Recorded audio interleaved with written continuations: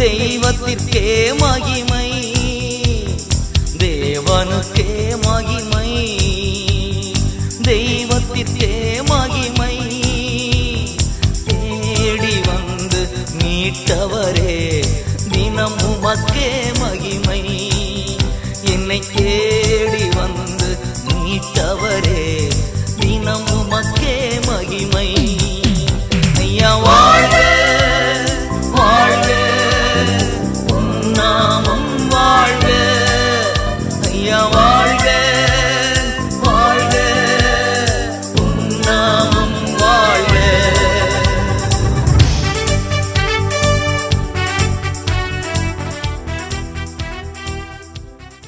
ஆண்டவராகிய இயேசுவின் நாமத்திலே இந்த 2வது வாரம் ஆலயத்துக்கு வந்திருக்கிற நமக்கு தேவன் வைத்திருக்கிற ஒரு விசேஷமான ஒரு வார்த்தையை நாம் கேட்க போகிறோம். வாசிக்கலாம். எபிரேயருக்கு எழுதின புஸ்தகம் 11ஆம் அதிகாரம் 7வது வசனம். விசுவாசத்தினாலே நோவா தற்காலத்திலே காணாதவைகளை குறித்து தேவ எச்சரிப்பு பெற்று பயபக்தி உள்ளவனாகி தன் குடும்பத்தை ரட்சிப்பதற்கு வேலையை உண்டு பண்ணினான்.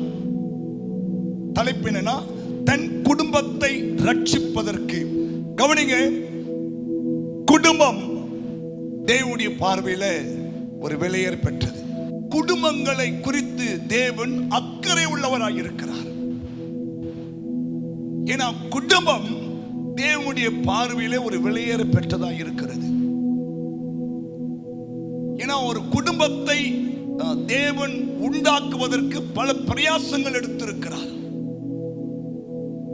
ஒரு ஒரு ஒரு மிருகத்தை படைப்பதற்கும் பறவைகளை படைப்பதற்கும் எடுத்துக்கொண்ட நேரங்களை விட ஒரு மனிதனை, ஒரு குடும்பத்தை படைக்க தேவன் அதிக நேரங்களை எடுத்துக்கொண்டார். உண்மைதானே? வாசிக்கலாம். ஆதியாகமம் 1:26. பின்பு தேவன் நமது சாயலாகவும் நமது ரூபத்தின்படியும் மனுஷனை உண்டாக்குவோமாக அவர்கள் சமுத்திரத்தின் மச்சங்களையும் ஆகாயத்து பறவைகளையும் மிருக ஜீவன்களையும் பூமி அனைத்தையும் பூமியின் மேல் ஊறும் சகல பிராணிகளையும் ஆளக்கடவர்கள் என்றார். கவனிங்க, அப்ப குடும்பம் என்பது தேவனுடைய திட்டம். சொல்லுங்க, குடும்பம் என்பது. எத்தனை பேர் குடும்பம் இருக்கிறது? குடும்பம் உள்ளவங்களை கை வைத்து கேளுங்க. எனக்கு ஒரு குடும்பம் இருக்கு பாஸ்டர், கிருபையா ஆண்டவர் எனக்கு ஒரு குடும்பம் கொடுத்திருக்கிறார். அப்போ கவனிங்க, உங்கள் குடும்பத்தை குறித்து, உங்கள் பிள்ளைகளை குறித்து தேவனுக்கு ஒரு திட்டம் இருக்கிறது. ஆகையால் தான் கவனிங்க, ஏறக்குறைய அந்த பேழை செய்வதற்கே வருஷமானதாக ஒரு சரித்திர ஆசிரியர் சொல்லுகிறார். அந்த பேழை செய்வது, ஏன்னா 3 அடுக்கு உள்ள பேழை இல்லையா? ஸ்தோத்திரம். 300 முழம் நீட்டு, 50 முழம் அகலம், 30 முழம் உயரம் இல்லையா? கவனிங்க, 300 முழம் நீளம் என்றால் 450 அடின்றார் அவரு.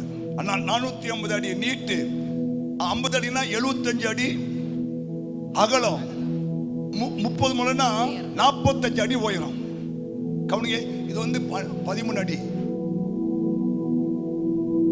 இது மாதிரி 45 அடி உயரம், அகலம் 75 அடி அகலம், நீட்டு 450 அடி நீட்டு. ஒரு குடும்பத்தை காப்பாற்ற, ஒரு குடும்பத்தை காப்பாற்ற, ஒரு குடும்பத்தை ரட்சிக்க ஆண்டவர் இவ்வளோ தூரம் பிரயாசம் எடுத்திருக்கிறார். 85 வருஷம் ஆனதான். கவனிங்க, குடும்பம் ரொம்ப அவசியம். குடும்பம் தேவனுடைய திட்டம். புரியுதா? அதனால அந்த ஒரு குடும்பத்தை காப்பாற்ற தேவன் இவ்வளவு பிரயாசம் எடுத்திருக்கிறார் என்பதை நாம் படிச்ச உடனே எங்கள் லைட் அடிச்சது. அப்ப குடும்பம் அவசியம், ஒரு குடும்பம் அவசியம் என்பதை தேவன் விரும்பி இருக்கிறார். ஹல்லேலூயா. காலையில் நான் 3 காரியம் சொன்னேன். ஒன்று, குடும்பம் தேவனுடைய திட்டம். இது மனுஷ திட்டம் அல்ல இல்லையா? இது தேவனுடைய திட்டம். ஆமென் சொல்லுங்க. தேவ திட்டம். அந்த திட்டத்தை நம்ம ஒரு நாள் உடைக்க கூடாது. அந்த திட்டத்தை விட்டு நம்ம ஒரு நாள் விலக கூடாது. அந்த திட்டத்தை மீறி செயல்படக்கூடாது இல்லையா? தேவ திட்டம், வாழ்வோ தாழ்வோ, உபத்திரமோ வியாகுலமோ இல்லையா, எப்படி இருந்தாலும் சரி, அந்த தேவ திட்டத்தில் நீங்கள் இருந்து நிறைவேற்ற வேண்டும். ஆமென் சொல்லுங்க. அந்த கல்யாணம் பண்ணும்போது சொல்லுவாங்க, இன்பத்திலும் துன்பத்திலும் வாழ்விலும் தாழ்விலும் சுகத்திலும் சுகவீனத்திலும் மரணம் நம்மை பிரிக்கும் வரைக்கும் தேவனுடைய பிரமாணத்தின்படி உன்னை நேசிக்கவும் காப்பாற்றவும் கீழ்ப்படியவும் நான் வாக்கு கொடுக்கிறேன் ஒரு பெண் சொல்லுவா. ஹல்லேலூயா. திட்டம். அப்போ இதுல இருந்து நம்ம என்ன ஒரு நாள் என்ன பண்ண முடியாது, உடச்சிடக்கூடாது. நீ நிறைய பேர் அப்படி உடச்சிடுறாங்க இல்லையா இல்லையா. இப்போ பார்த்தீங்கன்னா நிறைய டிவோர்ஸ் இன்னைக்கு கோர்ட்டுகளை போய் அமர்ந்திருக்கு. ஏன்னா இல்லையா, தேவ திட்டத்தை புரிஞ்சிக்கல. அப்போ தேவனுடைய திட்டம் குடும்பம் இல்லையா. அந்த குடும்பம் என்ற திட்டத்தை சத்துரு உடைப்பதற்கு தான் பல போராடுகிறான். இந்த திட்டத்தை உடைச்சிடணும் இல்லையா. திட்டத்தை உடைக்க தான் அவன் பல முயற்சி எடுக்கிறான். அதுல நம்ம போய் அகப்பட்டு கொள்ளுகிறோம். ஆனா அவன் உடைக்க முயற்சி எடுப்பான், தேவன் கட்ட முயற்சி எடுப்பார். அவன் உடைக்க முயற்சி எடுப்பான், தேவன் கட்டுவார் இல்லையா. தேவன் வீட்டை கட்டுவார், தேவன் வீட்டை கட்டுவார், குடும்பத்தை கட்டுவார் இல்லையா. குடும்பத்தை சுற்றி அவர் அக்கினி மதிலா இருப்பார். ஹல்லேலூயா. அப்ப நீங்களும் அவரோடு சேர்ந்து என்ன பண்ணும், ஜெபத்தோடும் வசனத்தோடு நீங்க என்ன பண்ணும், அந்த தேவன் கொடுத்த அந்த குடும்பத்தை நீங்களும் கட்டி எழுப்ப வேண்டும். இது தேவ திட்டம். புரியுதா? ரெண்டாவது சொன்னேன், ஏன் ஆண்டவர் அந்த குடும்பத்தை காப்பாற்றார் என்றால், ரெண்டாவது ஒரு குடும்பம் தான் ஒருவனை பக்குவப்படுத்தி அவனை சீர்படுத்தி அவனை மனிதனாக மாற்றி பொறுப்புள்ளவனாய் மாற்றி ஆசீர்வதிக்கக்கூடியது. ஒத்துக்கிறீங்களா? சொல்லுவாங்க பழமொழி, ஒரு கால் கட்டு போட்டா சரியாயிடுவோம். ஏன் இப்போ அடங்காம சுத்துறான், இப்போ ஊர் சுத்துறான், 11 மணிக்கு வரான், 12 மணிக்கு வரான், பாஸ்டர் எப்போ வரான்னு தெரியல பாஸ்டர். அதனால ஒரு கால் கட்டு போட்டுட்டா சரியாயிடுவான். ஆமா, சரியான ஆளு அம்ஜா சரியாயிடுவான் இல்லையா. கேப்பா 10 மணிக்கெல்லாம் நீங்க இருக்கணும் அப்படி இல்லையா. அம்மாவை பற்றி பேச முடியாது. ஆனா ஒரு கால் கட்டு போடுறாங்கல்ல, அந்த அம்மா என்ன பண்ணோம், சரியா 9:55 உள்ள இருக்கணும், இல்லைன்னா சோறும் கிடையாது அப்படின்னு ஒரு வாரம் கண்டிஷன் பண்ணி க்ளோஸ் கரெக்டா 10 மாதம் கதை மூட்டா வச்சிங்களேன், அவன் சரியாயிடுவான். இது மாதிரி நம்புறீங்க? இல்ல பாஸ்டர் அடிக்கிறான் பாஸ்டர், சரியாயிடுவான் சரியாயிடுவான். அதுதான் அதுதான் அதுதான் அந்த ஆடு வேணும். ஒரு கால் கட்டு போட்டா சரியாயிடுவோம் பாஸ்டர் சொன்னாங்களே, அந்த அந்த கால் கட்டு போட்டா அந்த அம்மா சரியா இருக்கணும், சரியாயிடுவாரு இல்லையா. இன்னைக்கு உலகத்துல 199 சரியாயிட்டான். இது ஏதோ அடிமைக்காக அல்ல, கர்த்தர் அவனை பக்குவப்படுத்தி அவனை சரிப்படுத்தி குடும்பம்னா இதான்ப்பா இல்லையா. நான் காலை சொன்னேன், யாக்கோபு அப்பா வீட்டுல இருவரையும் ரொம்ப ஃப்ரெஷ்ஷா இருந்தான். என்னைக்கு மாமனார் வீட்டுக்கு போனானோ இல்லையா, சரியாயிட்டான் பாருங்க. 20 வருஷம் இல்லையா, சூப்பர் மாமனார் அவனுக்கு இல்லையா. 20 இயர்ஸ் அவனை பக்குவப்படுத்துற பாருங்க. ஆமா, 10 முறை சம்பளத்தை மாத்துறாரு, 10 முறை சம்பளம் மாத்துறாரு இல்லையா. நம்ம வீட்டுல ஒரு முறை சம்பளம் மாத்திரம் என்ன ஆகும், எக்கிடுவான். ஆனா மாமனார் 10 முறை சம்பளம் மாத்துறாரு. அப்போ ஒரு குடும்பம் தான் ஒரு ஆளை பக்குவப்படுத்தி அவனை பொறுப்புள்ளவனாய் மாற்றி சொல்றான், என் குடும்பத்தை நான் எப்போ சம்பாத்தியம் பண்ணுவது. பொறுப்பு வந்துட்டா இல்லையா, பொறுப்பு வந்துட்டா இல்லையா, என் குடும்பத்தை நான் எப்போ சம்பாதிக்கிறது. பொறுப்பு வந்துட்டா பத்தியா, குடும்பத்தை சம்பாதிக்கிறான் பாருங்க. அப்ப இந்த பொறுப்பு எப்போ வந்துச்சு, ஒரு குடும்பத்துக்குள்ள போனதால தான் வந்தது பொறுப்பு, இல்ல அவன் பொறுப்பு வந்திருக்காது. மூன்றாவதாக சொன்னேன், ஒரு குடும்பம் தான் அவனை சந்தோஷப்படுத்த, அவனை கடந்த கால வாழ்க்கையில நடந்த கசப்புகளை மறந்து சந்தோஷப்படுத்தும் என்று சொன்னேன். யோசேப்பு சொல்றான், என் வருத்தம் யாவையும் என் குடும்பத்தார் யாவரையும் மறக்கும்படி தேவன் எனக்கு செய்தார் என்று அந்த பெரிய பிள்ளைக்கு. அப்போ ஒரு மனுஷனுடைய கடந்த கால வாழ்க்கை கசப்புகளை மறந்து அவனை சந்தோஷப்படுத்துவது ஒரு குடும்பம். ஆமென் சொல்லுங்களேன். உண்மைதானங்க, உண்மைதானே, உண்மைதானே. சொல்றானே, அந்த எகிப்து தேசம் போயிட்டு ஆண்டவர் என் வருத்தம் யாவையும் மறக்க செஞ்சிட்டாரு, என் குடும்பம் அனைத்தையும் நான் மறக்க முடிய செஞ்சிட்டாரு. அப்போ ஒரு மனுஷனுடைய கசப்புகளை, அவன் வாழ்க்கையில் நடந்த கசப்புகள், அவன் வாழ்க்கையில் நடந்த துன்பங்கள், அவன் குடும்பத்தில் நடந்த பிரச்சனைகள் எல்லாத்தையும் மறக்க செய்தது ஒரு குடும்பம் இல்லையா. அவனுக்கு ஒரு குடும்பத்தை பார்வோன் ஏற்படுத்தி கொடுக்கிறான். அவனுக்கு ஒரு பிள்ளை பிறக்கிறது. அந்த பிள்ளையை பார்த்தோன்னே சொல்றான், கர்த்தர் என் வருத்தம் யாவும் மறக்க செய்தார், என் குடும்பம் அனைத்தையும் மறக்க செஞ்சிட்டான்னு சொல்லி அந்த பிள்ளைக்கு பேர் வைக்கிறான். சந்தோஷமா இருக்கிறான். அப்போ ஒரு குடும்பம் தான் ஒருவனுடைய கடந்த கால வாழ்க்கையில இருக்கிற கசப்புகள் எல்லாம் மறந்து ஒரு சந்தோஷத்தை உண்டாக்குவது. அப்ப நீங்க எவ்வளவு தூரம் நம்ம செய்ய வேண்டியிருக்கு பாருங்க, இல்லையா? அப்படி செய்யறீங்களா நீங்க? ஈசாக்கு சொல்றான், தன் மனைவியாகிய ரெபெக்காளை திருமணம் பண்ணி தன் தாயின் கூடாரத்துக்கு அழைத்து வந்து கர்த்தர் அவங்க தாய்க்காய் கொண்டு இந்த துக்கம் யாவும் மறக்கும்படி செய்தார். செஞ்சாரா? செஞ்சாரா? நீ செய்யறீங்களா? செய்யறீங்களா? அவங்க வீட்டு நினைப்பே வரக்கூடாது. பாஸ்டர் தனி கொண்டு வரக்கூடாது. நம்ம வீடு பக்கமா இருந்தா கூட அந்த வீட்டு ஞாபகம் வராத அளவுக்கு நீங்க செய்யணும். முடியுமா? முடியுமா? அதுதான் ஒரு பெண்ணுடைய சாமர்த்தியம். அதனால்தான் ஒரு பெண்ணை படைக்க ரொம்ப நேரம் கஷ்டப்பட்டார் ஆண்டவர். ஏன்னா பக்குவப்படுத்துற பாருங்க. ஒரு ஆணை டக்குன்னு ஒரு மண் ஒரு போம் செஞ்சு போட்டு ஒரு 10 மினிட்ஸ் தான் ஆம்பளை உருவாக்குறதுக்கு. ஆனா பெண்ணுக்கு ஏன்னா எலும்பு இருந்த வேலை செய்யணும் இல்ல, எலும்பு எடுக்கணும் இல்லையா? அதான் சீக்கிரம் உடைய மாட்டுது. என்ன பிரச்சனை தான் பாருங்க, எலும்பு உடையாது. பாத்துக்கலாம் விடுங்க, பாத்துக்கலாம் விடுங்க. இந்த மண்பானை டப்புன்னு உடைச்சிடும். என்ன பண்றதுன்னு தெரியல. நியாயாதிபதி புஸ்தகத்துல அந்த அம்மா வந்து தேவதூதனை பார்த்துட்டாங்க. அப்போ சொல்றான், நான் தேவதூதனை பார்த்துட்டோம், அப்படியே நம்ம செத்துருவோம். அடிச்சு கம்மியா சாகத்தக்கான ஆண்டு நம்மளை காட்டினாரு, வெளிப்படுத்தினாரு. அந்த அம்மா அவனை தைரியப்படுத்தி, அவனை உற்சாகப்படுத்தி, ஊக்கப்படுத்தி இல்லையா அந்த குடும்பத்தை கட்டாங்க பாருங்க. அப்போ கவனிங்க, ஒரு மனுஷனுடைய கடந்த கால வாழ்க்கையில் நடந்த கசப்புகள், துன்பங்கள் எல்லாத்தையும் மறக்க செய்வது ஒரு குடும்பம். ஒத்துக்கிறீங்களா இல்லையா? ஆமென். அப்ப எவ்வளவு பொறுப்பு இருக்கு தெரியுமா? சரி, உங்களுக்கு சொல்றேன். அடுத்தது உங்களுக்கு சொல்றேன். 4வது யாத்திராகமம் 2ஆம் அதிகாரம் 1-2 வசனங்கள். லேவியின் குடும்பத்தாரில் ஒருவன் லேவியின் குமாரத்திகளில் ஒருத்தியை விவாகம் பண்ணினான். அந்த ஸ்திரீ கர்ப்பவதியாகி ஒரு ஆண் பிள்ளையை பெற்று அது அழகுள்ளது என்று கண்டு அதை 3 மாதம் ஒளித்து வைத்தார்.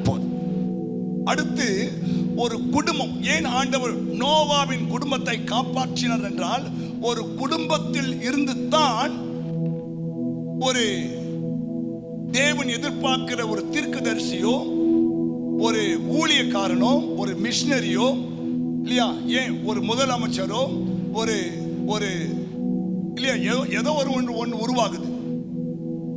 ஒரு குடும்பம் இல்லைன்னா இல்லையா, அந்த இல்லையா, இப்போ நம்முடைய இந்தியாவின் பிரதமர் இருக்காருன்னா ஒரு குடும்பத்தில் அவர் பிறந்திருக்கிறார் இல்லையா. நம்ம தமிழக முதலமைச்சர் இருக்காருன்னா ஒரு குடும்பத்தில் பிறந்திருக்கிறார் இல்லையா. ஆமென். நம்ம ஊருக்கு ஒரு தலைவர் இருக்கிறாருன்னா அவர் ஒரு குடும்பத்தில் பிறந்திருக்கிறார். ஆமென் சொல்லுங்க. அப்போ ஒரு குடும்பம் ஒன்று இருந்தாதான் அந்த குடும்பத்தில் பிறக்கிற பிள்ளைகள் பிற்காலத்தில் தேவன் எதிர்பார்க்கிற மாதிரி ஒரு தீர்க்கதரிசியாகவோ, ஒரு யுத்த வீரனாகவோ இல்லையா, ஒரு கோலியாத்தை அழிக்கிற ஒரு தாவீதாகவோ இல்லையா ஆண்டவர் தெரிந்து கொள்ளுகிறார். ஒரு தானியேலாகவோ, ஒரு எஸ்தராகவோ, ஒரு ரூத்தாகவோ தேவன் தெரிந்து கொள்கிறார் என்றால் அது ஒரு குடும்பத்தின் மூலமாகத்தான். ஒத்துக்கிறீங்களா? அப்போ ஒரு குடும்பம் எவ்வளவு அவசியம் பாருங்க. உங்களுக்கு கொடுக்கப்பட்ட பிள்ளைகள் எவ்வளவு தூரம் அவசியம் பாருங்க இல்லையா. நீங்க உங்க பிள்ளைகளை பார்க்கும் போதெல்லாம் இல்லையா, நீங்க உங்க பிள்ளைகளாய் பார்ப்பதை விட இல்லையா, நீங்க கொஞ்சம் கொஞ்சம் கொஞ்சம் தூர பார்வை பார்க்கணும் இல்லையா. என் பிள்ளை பிற்காலத்தில் ஒரு ஐடாஸ்கரா வரும், என் பிள்ளை பிற்காலத்தில் ஒரு ரூத்தா வரும், என் பிள்ளை பிற்காலத்தில் இல்லையா ஸ்தோத்திரம் ஒரு தெபோராலா வரும். அப்படிதான் நீ பார்க்கணும் தவிர இல்லையா வேற மாதிரி பார்த்துடக்கூடாது. நீங்க சொல்லும் போதெல்லாம் இவ ஒரு தீர்க்கதரிசி, இவ ஒரு தெபோரா இல்லையா, தேசத்தை ஆளுகிறவ, ராஜாவுக்கு முன்னாடி செல்லுகிறவ. ஆமென். அப்படிதான் நீங்க பார்க்கணும். ஒரு மரியாளா வருவா. அப்படிதான் உங்க பிள்ளைகளை நீங்க பார்க்கணுமே தவிர பிள்ளைகளை தவறான கண்ணோட்டத்தோடு பார்க்க கூடாது. புரியுதா இல்லையா? அப்போ ஒரு குடும்பம் தான் இல்லையா. அப்ப நம்ம வேதத்தை வாசிக்கிற அத்தனை கதாபாத்திரங்களும் ஒரு குடும்பத்தில் இருந்தா இல்லையா ஒருத்தர் மாத்திரம் தான், அவர் கூட குடும்பத்தோட தான் சேர்ந்து வந்தார். இயேசு ஒரு குடும்பம், ஒரு தாய் இருக்காங்க, ஒரு தகப்பன் இருக்கிறார் இல்லையா, ஏறக்குறைய சகோதர சகோதரி இருக்கிறாங்க. அவர் குடும்பத்தில் இருந்தாலும் அவர் உருவாக்கினார். அப்போ ஏன் ஆண்டவர் ஒரு குடும்பத்தை காப்பாற்றினார் என்றால், ஒரு குடும்பம் தெய்வத்துக்கு அவசியம். ஒரு குடும்பத்தை கொண்டுதான் தேவன் தம்முடைய திட்டத்தை அவர் செயல்படுத்த வேண்டும். ஆமென் சொல்லுங்க. ஹல்லேலூயா. ஆமா, ஒரு பாஸ்டராகவோ ஒரு கேஸ் லீடராகவோ ஒரு நீங்க இருக்கீங்கன்னா அது தேவ திட்டம். ஹல்லேலூயா. அதனால ஒரு குடும்பம் ரொம்ப அவசியம். அந்த குடும்பத்தில் தேவன் கொடுக்கிற அந்த பிள்ளைகளை தேவன் உருவாக்கி பிற்காலத்தில் அவர் என்ன, அதுதான் சங்கீதக்காரர் சொல்றார் 22 சொல்றாரு, ஒரு சந்ததி அவரை சேவிக்கும், அதை தலைமுறை தலைமுறைக்கும் ஆண்டவருடைய சந்ததி. எப்பா கவனிங்க, ஆண்டவர் கொடுத்திருக்கிறாரே சந்ததி, அது தேவ சந்ததி. ஆமா சொல்லுங்க, தேவனுடைய சந்ததி, தேவனுடைய சந்ததி, தேவனுடைய சந்ததி. தலைமுறை தலைமுறைக்கும் அது ஆண்டவருடைய சந்ததியா இருக்க வேண்டும். அதுதான் தேவன் நமக்கு சந்ததிகளை கொடுக்கிறார். 2 சந்ததி இருக்கு, ஒன்னு தேவ சந்ததி, இன்னொன்று துன்மார்க்கமான சந்ததி. நம்ம குடும்பத்தில் துன்மார்க்க சந்ததி வரக்கூடாது, தேவ பக்தி உள்ள சந்ததி வரணும். அதான் மல்கியால சொல்றாரு 2ஆம் அதிகாரம் 5ஆம் வசனத்துல, அவர் ஒருவனை அல்லவா படைத்தார், ஆவி அவரிடத்திலே பூர்ணமாய் இருந்ததே, ஏன் ஒருவனை படைத்தார், தேவ பக்தி உள்ள சந்ததியை பெரும்படித்தானே. அப்ப 2 சந்ததி உலகத்தில், ஒன்னு தேவ பக்தி உள்ள சந்ததி, இன்னொன்று துன்மார்க்கமான சந்ததி. உங்க சந்ததி எப்படி இருக்கு? அப்போ கவனிங்க, அவர் கரத்துல எல்லாமே இருக்கு. நீ ஜெபம் பண்ண போதும் இல்லையா, அடங்கிடுங்க. ஆமே, அது கவலைப்படாதீங்க. அடங்க மாட்டான் பாஸ்டர், கோயில் வர மாட்டான், சொல் பேச்சு கேட்க மாட்டான் இல்லையா, ஸ்தோத்திரம் இல்லையா. நீ முதல்ல ஜெபம் பண்ணு, தேவனுடைய வசந்த அனுப்பு இல்லையா, அந்த பிள்ளையை தேவன் கொடுத்த நோக்கத்தை புரிந்து செயல்படு, ஜெபி, கர்த்தர் மாற்றுவார். ஆமென் சொல்லுங்க. அப்போ ஒரு குடும்பம் ஒன்று இருந்தாதான் அங்கே ஒரு சந்ததியை கர்த்தர் உருவாக்க முடியும். அந்த சந்ததியை கொண்டுதான் அவர் தம்முடைய திட்டத்தை தொடர்ந்து என்ன பண்ண முடியும், உலகத்தில் செயல்படுத்த முடியும். ஆமென் சொல்லுங்க. ஹல்லேலூயா. அதனால தேவன் கொடுத்த ஒரு சந்ததி வெளியேற பெற்றது. அதுக்காக நீங்க நல்லா ஜெபிக்கணும்.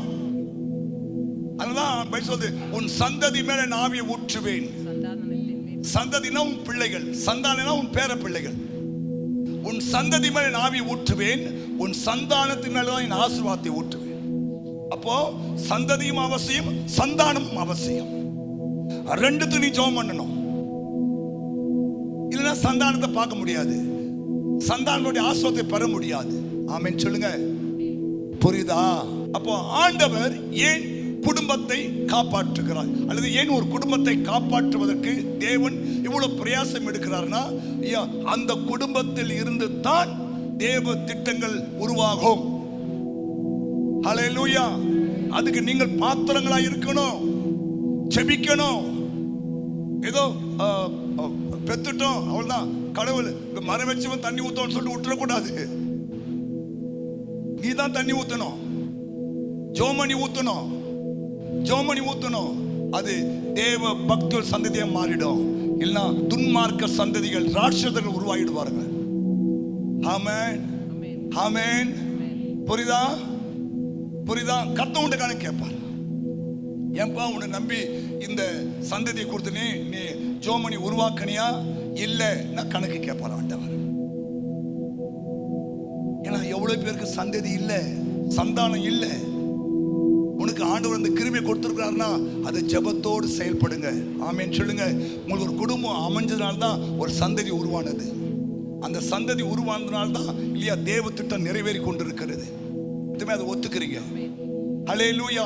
இப்போ இந்த வருஷம் நம்ம விபிஎஸ் பிள்ளைங்க உருவாக்கி இருக்கோம் இல்லையா, சோத்திரம். தேவனுடைய வருகை தாமதிச்சுன்னா பிற்காலத்தில் தேவனுடைய திட்டத்தை நிறைவேற்றுகிற வல்லமையான தீர்க்கதரிசிகள், ஊழியக்காரர்கள் இல்லையா, இந்த தேசத்துக்கு நன்மை செய்கிற தானியேல், யோசேப்பு, அதை மறந்துடாதீங்க. அதை மறந்துடாதீங்க, அதை மறந்துடாதீங்க. ஹல்லேலூயா. அப்போ நம்ம இது போல பிரயாசம் எடுத்து நோக்கம் என்ன? தேவ திட்டத்துக்கு நாம் செயல்படுகிறோம் என்று அர்த்தம். ஆமென். ஹல்லேலூயா. அதனால குடும்பம் ரொம்ப அவசியம். சில பேர் குடும்பத்தை கவனிக்கவே இல்ல கவனிக்கணும். சில பேர் அவங்க பிள்ளை என்ன படிக்கிறே தெரியாது. என்ன படிக்கிறான், எந்த ஸ்கூல்ல படிக்கிறான், எந்த ஸ்கூல்ல படிக்கிறது எல்லாம் இந்த அம்மாவே பார்த்துக்குது. ஹலோ, எல்லாம் எந்த ஸ்கூல்ல படிக்கிறான், என்ன படிக்கிறான், எங்க போறான், எங்க வரான், என்ன செய்யறான், இதெல்லாம் நீங்க கவனமா இருக்கணும். அம்மா பார்த்துக்க பாஸ்டர், அம்மா பார்த்துக்குவாங்க. ஆனா உன்னையும் கவனம் செலுத்தணும். 2 பேருக்கும் பொறுப்பு இருக்குது இல்லையா? அலே புரிஞ்சுட்டா? என்ன சொல்றேன்னா, கவனம் இருக்கணும், பொறுப்பு இருக்கணும். பிள்ளைகள் மேல நம்ம கவனத்தை செலுத்தணும். ஏன்னா தேவன் திட்டம் நிறைவேறுவதற்காக தான் கர்த்தர் உங்க வீட்டில் அந்த பிள்ளைகளை கொடுத்திருக்கிறார். மறந்துடாதீங்க. ஒவ்வொரு நாளும் ஜெபம் பண்ணுங்க இல்லையா? ஆமா, அமெரிக்கா சேர்ந்த சூசன்னா வெஸ்லி என்ற ஒரு அம்மாவுக்கு 19 பிள்ளையா. சொல்லுங்க 19 சொல்லு 19. உனக்கு ஹார்ட் அட்டாக் வர மாதிரி இருக்குதுல்ல? அந்த அம்மா அந்த 19 பிள்ளைகளையும் கவனமா வளர்த்திருக்காங்க. அவங்க சரித்திரம் சொல்லுது, ஒவ்வொரு நாளும் கவனிங்க, 19 பிள்ளை சாப்பிட்டு படுக்க வச்சுட்டு ஒவ்வொரு பிள்ளை தலைமாலியா கை வைப்பாங்க. 10 நிமிஷம் ஜெபம் பண்ணுவாங்களாம். 19 × 10 எவ்வளோ? 3 மணி நேரமா? ஸ்தோத்திரம். அதே போல இந்த பிள்ளைங்க ஏந்துக்கு முன்னாடியே இந்த அம்மா எழுந்து இந்த ஒவ்வொரு பிள்ளை தலைமையில ஜெபம் பண்ணுவாங்களாம். அதுதான் அந்த வீட்டில இருந்து ஜான் வெஸ்லி என்ற பெரிய ஒரு தீர்க்கதரிசி எழுப்பினார். ராபர்ட் வெஸ்லி என்ற பெரிய ஊழியக்காரர் எழுப்பினார். பிள்ளைகள்லாம் எழுப்பி தேவனுக்காக ஊழியம் செய்தார்கள். தேசத்தை அசைத்தார்கள். அமெரிக்கா தேசம் குலுங்கினது. ஆமா, புரிஞ்சுதா? புரியுதா? ஆமா. அந்த அம்மா 19 வச்சுட்டு அழல, ஒவ்வொரு தலைமுறையா கழிச்சோம். டெய்லி ஜெபம் பண்ற வேலை தான் அந்த அம்மாவுக்கு. அந்த பிள்ளைங்க சோறாக்கி போட்டுட்டு டெய்லி ஜெபம் பண்ற வேலை தான். ஆனா ஸ்தோத்திரம், பிற்கால பிள்ளைகள் தேசத்தை அசைத்தார்கள் இல்லையா? ராஜ்யத்தை அசைத்தார்கள் இல்லையா? ஆமா, தேவன் பெரிய காரியம் செய்தார். புரியுதுங்களா? அப்போ ஒரு குடும்பத்தில் இருந்துதான் ஆண்டவர் ஒரு தீர்க்கதரிசி உருவாக்கிய அன்னாள் குடும்பம் இல்லையா? ஸ்தோத்திரம். நல்ல குடும்பம், நல்ல குடும்பம். பல்கலை கழகம், நல்ல குடும்பம் இல்லையா? அந்த மாதிரி நல்ல அண்டர்ஸ்டாண்டிங்கா செயல்படணும். நான் காலைல சொன்ன ஏற்ற துணை என்றால் என்ன? கவனிங்க, நோட் பண்ணிக்கோ. ஏற்ற துணை என்றால் என்ன? ஏற்ற துணை உண்டாக்க சொன்ன சூட்டபிள் பர்சன். ஏற்ற துணை என்றால் எப்பொழுதும் உடன் இருப்பார்கள். 2, என்னாலும் நேசிப்பது. ஏதோ கல்யாணம் பண்ணும்போது அன்னைக்கு இல்ல, என்னாலும் சாகிற வரைக்கும் என்னாலும் நேசிப்பது, எல்லாவற்றிலும் இசைந்திருப்பது, சரீரத்தில் ஒன்றாயிருப்பது, இணைந்து தேவனை நேசிப்பது, இணைந்து தேவனுக்கு கீழ்ப்படிவது, இணைந்து உழைத்து வாழ்வது, இணைந்து தேவனுக்கு ஏற்ற குடும்பத்தை உருவாக்குவது, இணைந்து கனம் பண்ணி கீழ்ப்படிவது. இப்படிப்பட்ட இதான் சூட்டபிள் பர்சன், ஏற்ற துணை. இல்ல ஒரு வார்த்தை, இணைந்து இணைந்து இணைந்து இணைந்து இணைந்து அப்படி செய்யறீங்களா? செவிட்ல அவரே ராஜா, அவரே மந்திரி. நோ, இணைந்தோம் இல்லையா? ஆமா, நைட்ல படுத்து முன்னாடி 10 நிமிஷம் என்ன மண் திறந்து பேசுங்க. ஏங்க இன்னைக்கு இதெல்லாம் நடந்தது, இப்படி நடந்தது, இப்படி நடந்தது, சரி நம்ம குடும்பம் பிள்ளைங்க எப்படி இருக்காங்க, என்ன பண்ணலாம், எது பண்ணலாம், அப்படி இணைஞ்சு சேர்ந்து ஜெபித்து செயல்படும் போது கர்த்தர் உங்கள் குடும்பத்துல பெரிய காரியத்தை செய்வார் இல்லையா? ஆமா.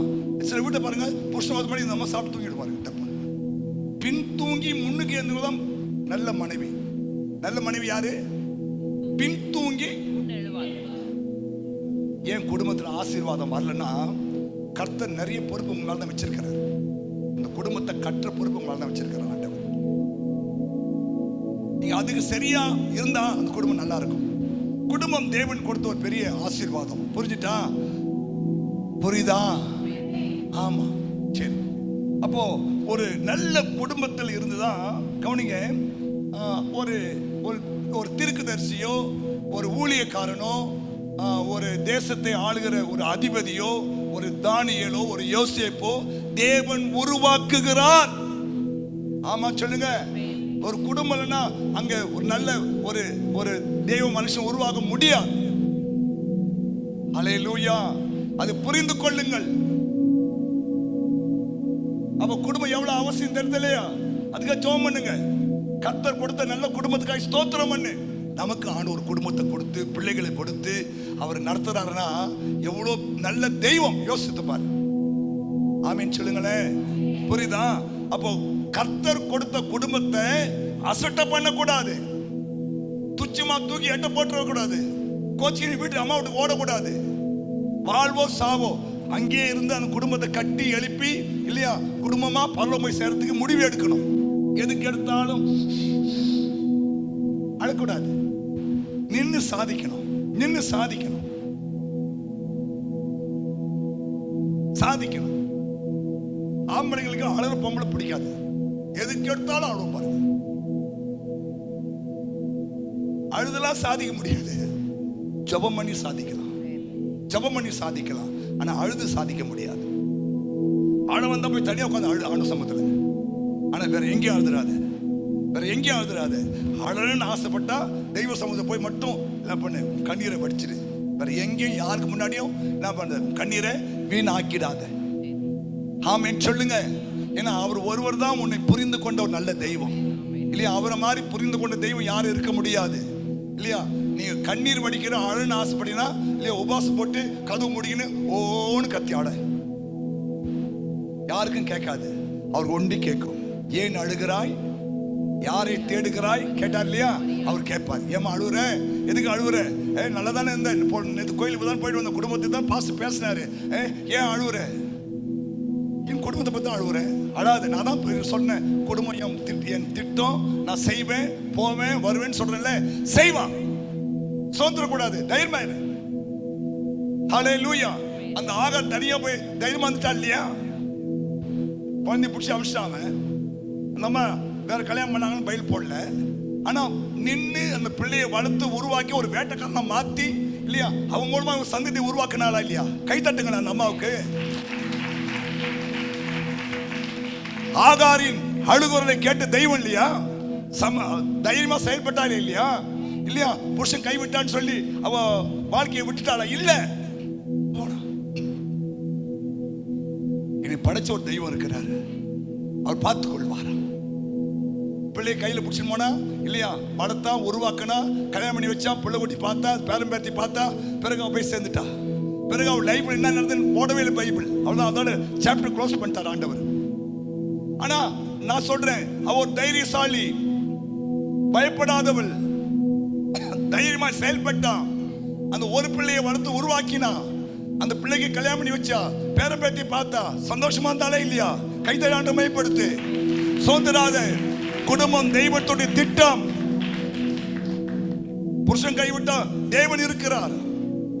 அவர் கைவிடவே மாட்டார். ஹல்லேலூயா. உலகத்தின் முடிவு பரிந்தும் சகல நாளும் கூட இருந்து நடத்தி போய் நிற்பார் ஆண்டவர். ஆமென். ஹல்லேலூயா. ஏன் ஆண்டவர் குடும்பத்தை காப்பாற்றினார் என்றால், கவனிங்க, உன் குடும்பம் தான் பிசாசின் வல்லமையை அல்லது சாத்தானுடைய தலையை நசுக்குகிற ஒரு வல்லமையான ஒரு ஆயுதம். ஆதியாகமம் 3:15 உனக்கும் ஸ்திரீக்கும் உன் வித்துக்கும் அவள் வித்துக்கும் பகையை உண்டாக்குவேன். அவர் உன் தலையை நசுக்குவார், நீ அவர் குதிங்காலை நசுக்குவாய் என்றார். இதை யார் தான் செய்ய முடியும்? ஒரு குடும்பத்துல பிறந்த ஒரு இயேசுவால தான் அதை செய்ய முடியும். ஆமென் சொல்லுங்க. அப்போ இந்த உலகத்தினுடைய அதிபதி என்று வேதம் சொல்லுது. இந்த உலகத்தின் அதிபதி பிசாசு. அப்போ அவனை அழிப்பதற்கு அழகா ஆண்டவர் வசனம் சொல்றாரு. எபிரேயர் 2:12-14. உம்முடைய நாமத்தை என் சகோதரருக்கு அறிவித்து சபை நடுவில் உம்மை துதித்து பாடுவேன் என்றும், நான் அவரிடத்தில் நம்பிக்கையாய் இருப்பேன் என்றும், இதோ நானும் தேவன் எனக்கு கொடுத்த பிள்ளைகளும் நானும் தேவன் எனக்கு கொடுத்த பிள்ளைகள் என்றும் சொல்லி இருக்கிறார். ஆதலால் பிள்ளைகள் மாம்சத்தையும் இரத்தத்தையும் உடையவர்களாய் இருக்க, அவரும் அவர்களை போல மாம்சத்தையும் இரத்தத்தையும் உடையவரானார். மரணத்துக்கு அதிகாரியாகிய பிசாசானவனை தமது மரணத்தினாலே அழிக்கும்படி கைதட்டுங்க பார்க்கலாம். அப்போ ஒரு குடும்பத்தில் இருந்துதான் இந்த உலகத்தின் அதிபதியை அழிக்கிற ஒரு வல்லமையான ஒரு மனுஷன் எழும்பி வருகிறார். ஆமா சொல்லுங்க. ஆண்டவரே பிளான் பண்ணி அவரை ஒரு குடும்பத்தில் பிறக்க வைக்கிறார். ஏன்னா பிள்ளைகள் மாம்சத்தையும் இரத்தத்தையும் உடையவராய் இருக்க அவரும் அவர்களைப் போல மாம்சத்தையும் இரத்தத்தையும் உடையவராய் மாறினார். அப்போ கவனிங்க, இந்த உலகத்தின் அதிபதியாகிய அந்த பிசாசானுடைய தலையை நசுக்க முடியுமானால் அது யாரால் முடியும்னா ஒரு நல்ல குடும்பத்தில் பிறந்த ஒரு வல்லமையான ஒரு மனுஷன் மூலமா தான். அந்த இயேசு தலையை நசுக்கிட்டாரு. இப்போ நீங்க நான் என்ன பண்றோம்? அவன் தலையை நசுக்கி கொண்டே இருக்கிறோம். நசுக்கிறீங்களா? நசுக்கிறீங்களா? நசுக்கிறீங்களா? நசுக்கிறீங்களா? ஆமா. அப்பாலே போ சாத்தானி, உன்னை இயேசுவின் நாமத்தில் கடிந்து கொண்டு பயப்படறானா இல்லையா? பயப்படறானா இல்லையா? ஆமா. அதான் ஒரு முறை பிசாசு அழுதானம் போய் அவன் என்ன சொன்னான், இயேசுவே நான் நினைச்சேன் உன்னை ஒழிச்சுட்டா நான் ஜாலியா ஆயிலான்னு பார்த்தா உன்னை நான் ஒழிக்க யோசிச்சேன். இன்னைக்கு அம்மாவே என்ன அடிக்கிறான். இந்த அம்மா அடிக்குது, இந்த அம்மா அடிக்குது. நேத்து போந்தோம் என்னை பார்த்து அப்பாலே போ சாத்தான்றான்.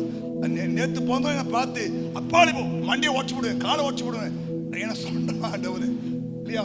நீங்க எவ்வளவு டீசெண்டா இருந்தீங்க. நேத்து பொந்தெல்லாம் என்னை பார்த்து அப்பாலே போ சாத்தானே, அப்பாலே போ சாத்தானே, போ அசுத்தாவி, இயேசு நாமத்தில் உன்னை கடிதம் பண்றேன் போ. ஏன்னா இயேசு நாமத்தில் சொன்னாவே அவன் என்ன பண்ணோம்? விலைக்கு போய் தான் ஆகணும். புரியுதா? அப்போ ஒரு குடும்பத்துல பிறந்த ஒரு பிள்ளை மூலமா தான் சாத்தானுடைய தலையை நசுக்கி ஜெயம் எடுக்க முடியும். அதுதான் ஆண்டு குடும்பத்தை ஏற்படுத்தும். அதான் ஆண்டு குடும்பத்தை ஏற்படுத்துறாரு. ஹல்லேலூயா. அல்லதான் அவரும் மாம்சமும் ரத்தமும் உடையவராய் மாறினார். அதுதான் ஏசாயா சொல்றாரு, நானும் என் பிள்ளைகளும் இஸ்ரவேலிலே அடையாளங்களாய் அற்புதங்களாய் இருக்கிறோம். அதுதான் இயேசு இங்க பாயிண்ட் பண்றாரு. அதாங்க இயேசு சொல்றாரு இல்லையா? கவனிங்க, இயேசு கிறிஸ்து 12 சீஷர்களை தன் பிள்ளைன்னு சொல்றாரு. அங்க ஏசாயா சொல்றாரு நானும் என் பிள்ளைகள் ஒன்று. இங்க இயேசு சொல்றாரு நானும் என் பிள்ளைகளும். அப்போ அங்க ஏசாயா பிள்ளைகள், இங்க இயேசுவின் சீஷர்கள் தான் அவருடைய பிள்ளைகள். 12 பேர். புரியுதா? அவங்களை வச்சு கர்த்தர் தம் ராஜ்யத்தை கட்டினாரு. அவங்க வச்சு தேவராஜ்யம் பலப்படுகிறது. பட்டுதா இல்லையா? அப்போ ஒரு குடும்பம் இருந்தாதான் அந்த குடும்பத்தில் பிறக்கிற ஒரு பிள்ளை மூலமாய் தேவன் இல்லையா தம்முடைய சித்தத்தை வெளிப்படுத்தி தேவராஜ்யத்தை கட்டி எழுப்பி கொண்டே வருவார் இல்லையா? கிபி 1ஆம் நூற்றாண்டிலிருந்து இன்னைக்கு 25 நூற்றாண்டு வரைக்கும் இல்லையா அந்த தேவ ராஜ்யம் வளர்ந்து கொண்டே இருக்குதுன்னா அது ஒரு குடும்பத்தின் மூலமாய் மாத்திரம். கைத்தடி ஆண்டவரை மேம்படுத்துங்க. ஒரு குடும்பத்தின் மூலமாய் மாத்திரம் தான். ஹல்லேலூயா. ஆமென். உங்க குடும்பத்துல கர்த்தர் நல்ல தீர்க்கதரிசியை வச்சிருக்கிறாரு இல்லையா? சாத்தானுடைய தலையை நசுக்குகிற வல்லமையான ஒரு தேவ மனுஷன் உங்க குடும்பத்துல ஆண்டு கொடுத்திருக்கிறார். ஹல்லேலூயா. ஆமா. சபையை கட்டுகிற ஒரு தேவ ஊழியக்காரன் உங்க வீட்டுல இருக்கிறான். ஆண்டவர் தச்செல்லாம் எதுவும் செய்யறது இல்லை. நான் அடிக்கடி யோசிச்சேன். போன வாரம் மலேசியா போய் ஏன் ஆண்டவரே எங்க வீட்டு எதிர் நின்று ஒரு போட்டோ எடுத்து வந்தேன். அருமையான ஊரு, நல்ல ஊரு இல்லையா? 300 நாளும் மழை பெய்யுற ஊரு, நல்ல சாப்பாடு, நல்ல டேஸ்டியான ஃபுட்டு. ஏன் ஆண்டவரே இந்த ஊரை விட்டு நாங்க கொண்டு போனீங்க? திட்டம். எனக்கு ஒரு திட்டம் இருக்கிறது. ஏன் ஆண்டவர் அங்கிருந்த ஒரு ஆளை பறந்து காக்கிற பட்சி மாதிரி தூக்கி போட்டாரு தெரியல. எனக்கும் அவருக்கும் சம்பந்தமே இல்லை. என் வழி வேறு, அவர் வழி வேறு. யாரு? இயேசுநாள் வழி வேறு, என் வழி வேறு. ஆனா ரெண்டுத்தையும் கூட ஜாயின் பண்ணிட்டார் பாருங்க. அவரு ஏன் செஞ்சாரு தெரியாது. திட்டம். எங்க அப்பாவும் நினைச்சிட மாட்டாங்க, எங்க அம்மாவும் நினைச்சிட மாட்டாங்க நம்ம வீட்டுல ஒரு கிறிஸ்தவ பையன் இருப்பான், அப்படி ஊழியக்காரன் மாறுவான்னு சொல்லி. ஆனா கர்த்தருடைய திட்டம் இருக்கிறது. ஆமா சொல்லுங்க. ஹல்லேலூயா. அப்போ நான் சொல்லணும்னா உங்க குடும்பத்தின் மூலமா தான் இந்த தேவ ராஜ்யம் தொடர்ந்து கட்டப்பட வேண்டும். புரியுதா? அதற்கு தான் ஆண்டு குடும்பத்தை ஏற்படுத்தி இருக்கிறார். குடும்பம் இல்லைன்னா தேவ ராஜ்யம் இல்லை. நான் சொன்னேன், கர்த்தர் முதலாவது ஒரு சபையை உருவாக்கல, ஒரு குடும்பத்தை தான் உருவாக்கினார். கர்த்தர் முதலாவது எதோ உண்டாக்குனாரு? ஒரு குடும்பத்தை தான் உண்டாக்குனாரு. அந்த குடும்பம் தான் பிற்பாடு சபையாய் மாறுச்சு. புரியுதா? அவங்க தான் கிறிஸ்தவங்களா மாறினாங்க. இம்மட்டும் ஆண்டவன் குடும்பத்து மேல கவனமாய் இருக்கிறார். புரியுதா? புரியுதா?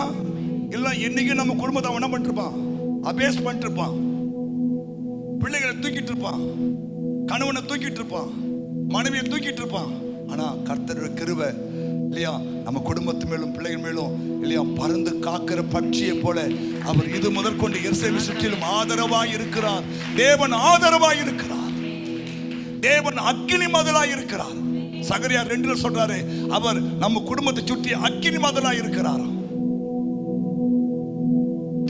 ஆண்டவரே, என் குடும்பத்தை சுற்றி அக்கினி மதிலாய் இருங்க சுவாமி, பறந்து காக்கிற பட்சி மாதிரி எங்க மேல ஆதரவா இருங்க சொல்லி ஜெபம் பண்ணிப்பாரு. ஜெபம் பண்ணணும். இருக்காமா? 2 நான் அதற்கு சுற்றிலும், நான் அதற்குனா எதற்கு? மேல வாசிங்க. இவனை அவர் நோக்கி, நீ ஓடி இந்த வாலிபனிடத்தில் சொல்ல வேண்டியது என்னவென்றால், எருசலேம் தன் நடுவிலே கூடும் மனுஷரின் திரளினாலும் மிருக ஜீவன்களின் மனுஷரின் திரள், மிருக ஜீவன்களின் திரளினாலும் மதில் இல்லாத பட்டணங்கள் போல் வாசம். கவனிங்க, எருசலேம் மதில் இல்லாத பட்டணமாய் இருக்கிறது. அந்த பட்டணத்துக்கு தான் தேவன் அக்கினி மதிலாய் இருக்கிறார். கை தட்டுங்க பார்க்கலாம், எவ்வளவு நல்ல தெய்வம் பாருங்க. உங்க வீட்டுக்கு காமெண்ட் சவர் இல்லாம இருக்கலாம், வேல் இல்லாம இருக்கலாம் இல்லையா, எந்த பாதுகாப்பு இல்லாம இருக்கலாம், ஆனா தேவன் உன் குடும்பத்துக்கு அக்கினி மதிலாய் இருக்கிறார் என்பதை மறந்துடாதீங்க. ஏன்னா உங்க குடும்பம், என் குடும்பம் தேவனுக்கு வெளியேற பெற்றது, விசேஷமானது. அதனால்தான் ஆண்டவர் அந்த குடும்பத்தை ஒரு பேழையை வச்சு காப்பாத்துகிறார். ஹல்லேலூயா. அதனால ஏனோ தானோன்னு உங்க குடும்பத்தை நீ யோசிக்காத. தேவன் எனக்கு கொடுத்த பெரிய கிருபை என்பதை யோசி. புரியுதா? குடும்பம் தேவன் கொடுத்த பெரிய ஒரு ஆசீர்வாதம். நீ எதிர்பார்த்த அளவுக்கு உன் குடும்பம் அமையாம இருக்கலாம். Don't worry. இருப்பதை கொண்டு சிறப்பா செய். ஹல்லேலூயா. இல்லன்னு யோசிக்காத. இருக்கதை எப்படி சிறப்பாய் மாத்த முடியுமோ அப்படி மாத்து. ஆமென் சொல்லுங்க. ஹல்லேலூயா. சில வீட்டில் போனா இல்லையா, இந்த ஊசிகளை குத்தி துணிகளை மாத்தி அழகா பண்ணி வச்சிருக்கோம். இருக்கிறத அழகாக்கி அந்த வீட்டை அலங்கரிக்கும். சிலருக்கு எல்லாமே இருக்கும், வீடு பார்த்தா ஐயோ தோத்திரம். நேற்று வாசிச்சேன், ஒட்டடை இருக்கிற வீட்டில் தெய்வம் வராதான். வீட்டை ஒட்டடை பார்த்துருக்கியா? வீட்டில் ஒட்டடை இருந்துச்சுன்னா தெய்வம் வராதான் உள்ள. உன் வீட்டில் ஒட்டடை எத்தனை வருஷம் ஆகுது தெரியுமா? அது இல்லையா, பெருக்கி எத்தனை நாள் ஆகுது? டெய்லி பெருக்கு, டெய்லி பெருக்கு, டெய்லி தொடை, டெய்லி ஒட்டடை அடி. சரி, என்ன சொல்றேன்னா, உங்க குடும்பம் ரொம்ப அவசியம். உங்க குடும்பத்தின் மூலமா தான் தேவ ராஜ்யம் கட்டப்படும், ஒரு சபை கட்டப்படும் இல்லையா, ஒரு நல்ல தேசம் உருவாகும், ஒரு நல்ல சமுதாயம் உருவாகும். ஆமென் சொல்லுங்க. ஹல்லேலூயா. ஆமா, ஒரு தானியேல் மூலமா தான் இல்லையா ஒரு தேசத்தின் ஆசீர்வாதம் உண்டானது இல்லையா. இந்த நம்முடைய வாழ்க்கையில பிற்காலத்தில் நடைபெற காரியங்கள்லாம் ஆண்டவர் தானியேல் வெளிப்படுத்தினார், யோவானுக்கு வெளிப்படுத்தினார், யோசேப்புக்கு வெளிப்படுத்தினார். ஒரு தேசம் காப்பாற்றப்பட்டது. யோசேப்பு இல்லைன்னா என்னைக்கோ எகிப்து அழிஞ்சு போயிருக்கும். ஏன் அன்னைக்கு எகிப்து தான் இல்லையா டெல்லி மாறி, அன்னைக்கு எகிப்து ஒரு அமெரிக்கா மாறி. அன்னைக்கு ஒரு யோசேப்பு இல்லைன்னா அந்த அந்த எகிப்தே அழிஞ்சிருக்கும், உலகமே அழிஞ்சிருக்கும். ஆனா ஆண்டவர் ஒரு யோசேப்பை உருவாக்கினார். அவனுக்கு வரங்களை கொடுத்தார், வல்லமை கொடுத்தார், கிருபையை கொடுத்தார் இல்லையா. அவனை அந்த யோசேப்புக்கு அந்த அந்த அந்த அந்த எகிப்துக்கு ஒரு பார்வோனாய் மாற்றினார். அதனால அந்த தேசம் காப்பாற்றப்பட்டது, இவன் குடும்பம் காப்பாற்றப்பட்டது இல்லையா. அது மூலமாய் தேவநாமம் மகிமைப்பட்டது. அப்ப குடும்பம் அவசியமா? குடும்பம் அவசியமா?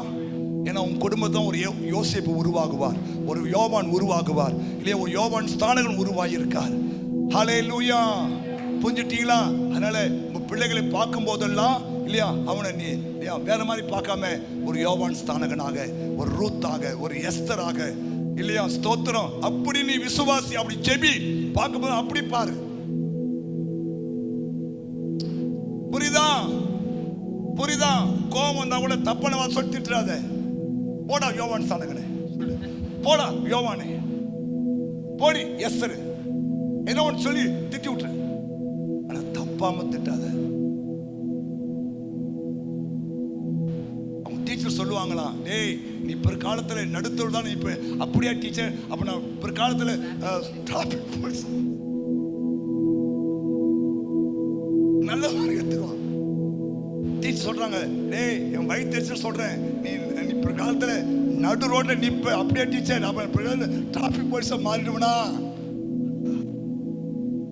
கவனிங்க, குடும்பத்துல தமாசான காலத்தை தமாசாவை எடுத்துக்கணும், சீரியஸா எடுத்துக்கூடாது.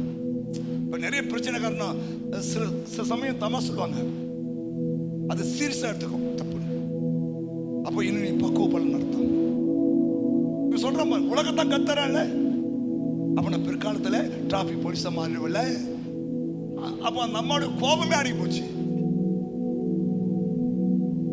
குடும்பத்துல எதுவுமே சீரியஸா எடுக்கக்கூடாது, அப்படியே சுமையில போயிடணும். ஹalleluya. கடைசி அவன் சொல்லி முடியும், நம்மளாம் எழுந்து நிக்கலாமா? சகரியா 12ஆம் அதிகாரம் 8ஆம் வசனம். எதுக்கு தேவன் குடும்பத்தை உண்டாக்கி இருக்கிறார் என்றால், தேவனை நாம் பிரதிபலிக்க வேண்டும். அந்நாளிலே கர்த்தர் எருசலேமின் குடிகளை காப்பாற்றுவார். அவர்களில் தள்ளாடினவன் அந்நாளிலே தாவீதை போல இருப்பான். தாவீது குடும்பத்தார் அவர்களுக்கு முன்பாக தேவனை போலும் கர்த்தருடைய தூதனை போலும் இருப்பார்கள். என்ன அர்த்தம்? ஒரு குடும்பத்தில் இருந்து தான், ஒரு குடும்பம் தான் தேவனை பிரதிபலிக்க முடியும். ஆமா சொல்லுங்க. அது ஆணா இருந்தாலும் பெண்ணா இருந்தாலும் நீங்கள் தேவனை பிரதிபலிக்க வேண்டும். அதுக்கு குடும்பம் அவசியம் இல்லையா? இயேசுவை பிரதிபலிக்கணும். கவனிங்க, ஏன் ஆண்டவர் உங்களை கொண்டு ஊழியம் செய்ய சொல்றாரு? ஆனா ஏனோக்கு தேவனோடு சஞ்சரிச்சான் போட்டிருக்குது. அப்போ குடும்ப வாழ்க்கையில இருந்து கொண்டு கூட நீங்கள் தேவனை போல உங்களை பிரதிபலிக்க முடியும். குடும்பம் உங்களை உருவாக்கும் முடியுமா? குடும்பத்தில் இருந்துதான் நீங்கள் தேவ தூதனை போலவும் தேவனை போலவும் பிரகாசிக்க வேண்டும். குடும்பம் அதுதான் ஆண்டு வச்சிருக்கிறார். ஏன்னா குடும்பம் தான் நம்மளை பக்குவப்படுத்தும், நம்மளை உடைச்சு உருவாக்கும் இல்லையா? நம்மளை ஜெபிக்க வைக்கும், நமக்குள்ள பொறுமையை சொல்லி கொடுக்கும், நம்முடைய இல்லையா நம்ம மாற்றும். இவ்வளோ பொறுமையா இருக்கிறீங்க, இவ்வளோ இவ்வளோ கனிவா இருக்கிறீங்க, இவ்வளோ சாந்தமா இருக்கிறீங்க, நீங்க கோபப்பட்டு நான் பார்க்கல அப்படி யாரும் சொல்றாங்களோ உங்க பார்த்து. அப்போ கவனிங்க, ஒரு சாந்த குணம் இருக்கணும், ஒரு அமைதி இருக்கணும் இல்லையா? உங்களை பார்த்தா தேவனை போல இருக்கணும். எப்ப பார்த்தாலும் தேவ தூதனை போல, ஒரு தேவனை போல நீங்க பிரகாசிக்க. அதை செய்யறது குடும்பம் தாங்க. குடும்பம் இல்லாம நம்ம செய்ய முடியும் இல்லையா? குடும்பம் தான் எல்லாத்தையும் நம்ம சால்வ் பண்றோம். குடும்பம் தான் நமக்கு எல்லாமே அதான் பக்குவப்படுத்துகிறோம்ல. அப்போ இதெல்லாம் நம்ம கற்றுக் கொடுத்து நம்மளை உருவாக்குவது குடும்பம் தாங்க. புரியுதா? நீங்க அப்படி இருப்பீங்களா? ஒரு தேவனை போல இருப்பீங்களா? ஆமா, அசால்ட்டா போயிடும். 5 நிமிஷத்துல ஒருத்தி சமாதானம் ஆகிறான்னா அவ தாய் தானா? 5 மினிட்ஸ் அது ஏறி கொண்டு வந்து எங்க தெரியல. 5 நிமிஷத்துல அவ சமாதானம் ஆயிடுவாளாம். அவதான் அம்மா.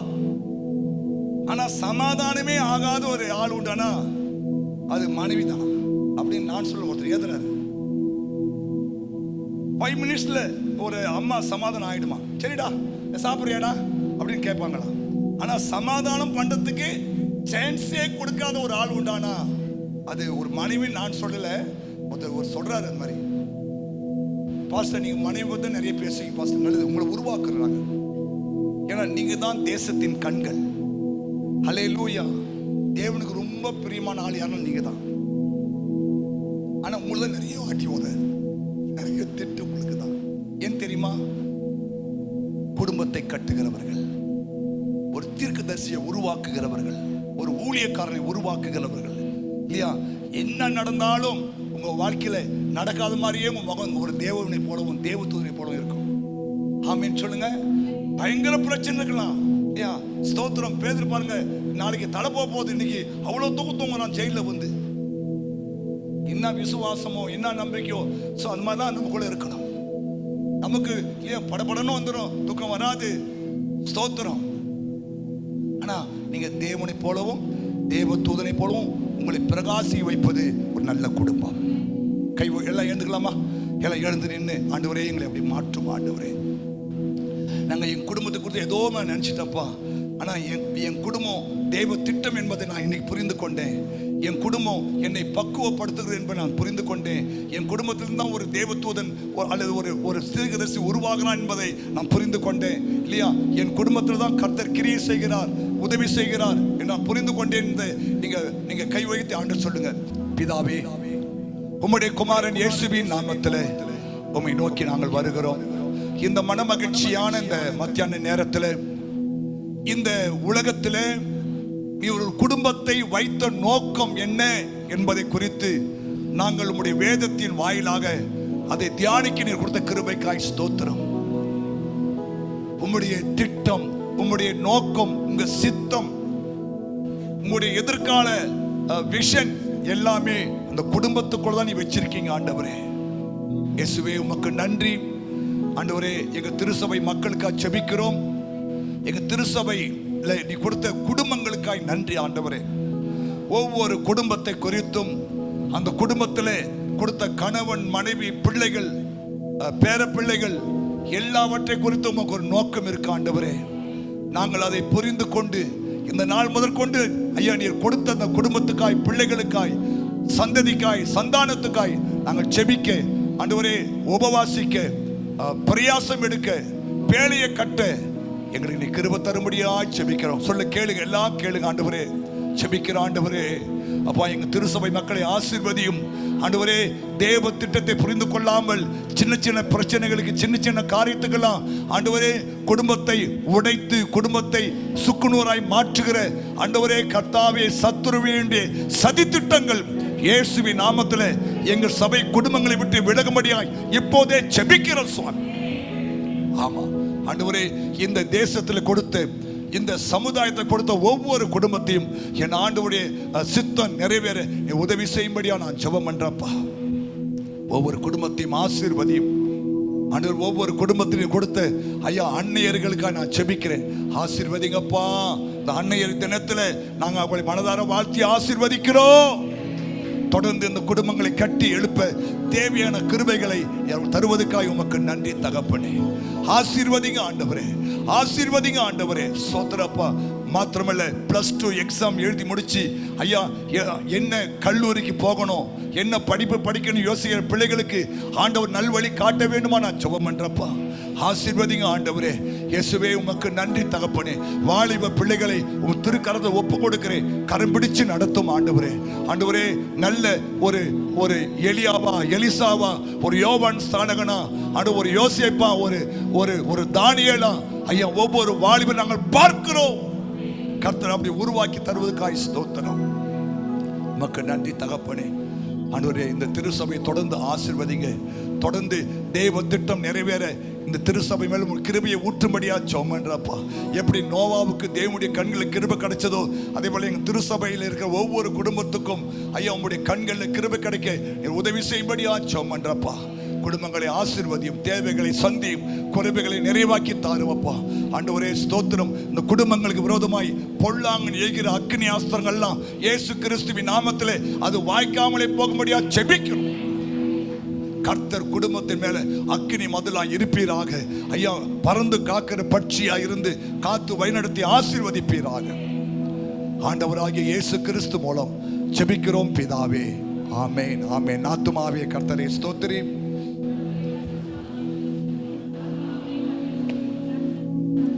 நம்முடைய பிதாவாகிய தேவனுடைய அன்பும் கர்த்தராகிய இயேசு கிறிஸ்துவின் கிருபையும் பரிசுத்த ஆவியானுடைய அந்யோன்ய ஐக்கியமும் இப்போதும் எப்போதும் சதா காலமும் கர்த்தருடைய வருகை மட்டும் நம்மை காத்துக்கொள்வாராக. ஆமீன். கர்த்தர் உன்னை ஆசீர்வதித்து உன்னை காக்க கடவர். கர்த்தர் தம்முடைய முகத்தை உன்மேல் பிரகாசிக்க பண்ணி உன்மேல் கிருபையா இருக்க கடவர். கர்த்தர் தம்முடைய முகத்தை உன்மேல் பிரசன்னமாக்கி உனக்கு சமாதானம் கட்டிட கடவர் என்பதே. ஆமீன். ஹல்லேலூயா.